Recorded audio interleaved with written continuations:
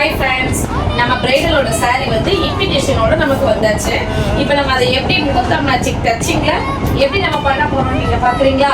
பாருங்க,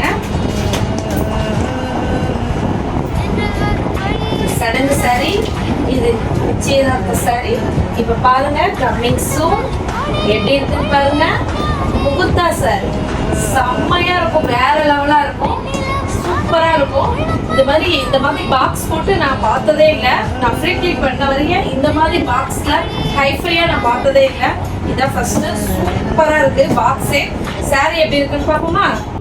அடிச்சு அழகி ஆடவைக்கு மேலழகி கருத்த விழி